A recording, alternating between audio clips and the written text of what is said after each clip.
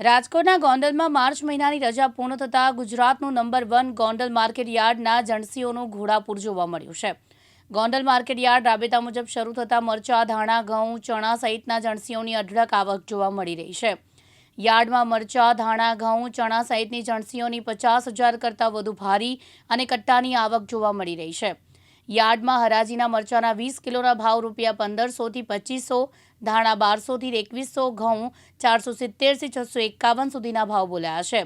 વધુ પડતી જણસીઓની આવકને લઈને મરચા, ઘઉં, ધાણા સહિતની જણસીઓની આવકો યાર્ડ સત્તાધીશોએ બંધ કરી છે.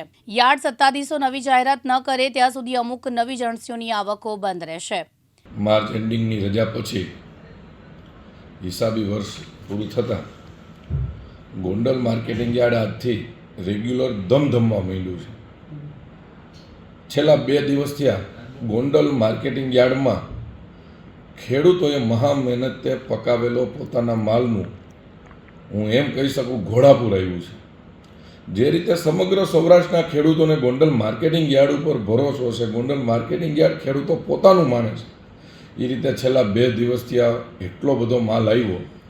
એક જ દિવસની અંદર મરચા 60 થી 65 હજાર ભારી ગોંડલ માર્કેટિંગ યાર્ડમાં આવ્યા. ધાણા 55 થી 60 હજાર ગુણી ધાણા આવ્યા. ઘઉં 50,000 કટ્ટા ઉપર ઘઉં આવ્યા. આવી રીતે રેકોર્ડ બ્રેક માલની આવક થઈ. 45,000 કટ્ટા તો ખાલી ચણાની આવક થઈ. આવી રીતે બધી જણસીનું છેલ્લા 2 દિવસથી આ ઘોડાપૂર આવ્યું. માર્કેટિંગ યાર્ડ માલથી છલોછલ છલકાઈ ગયું છે અને આજથી હરાજીનું કામ રેગ્યુલર થઈ ગયું છે.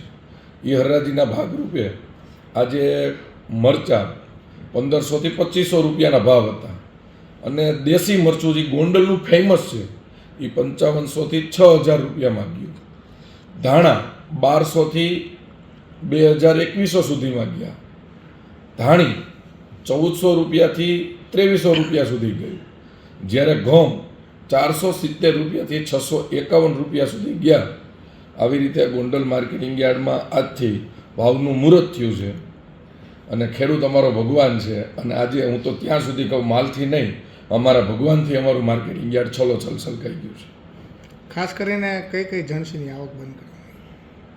અત્યારે જેની જબરજસ્ત આવક થઈ છે એવા ઘઉં છે, ધાણા છે અને મરચાં છે.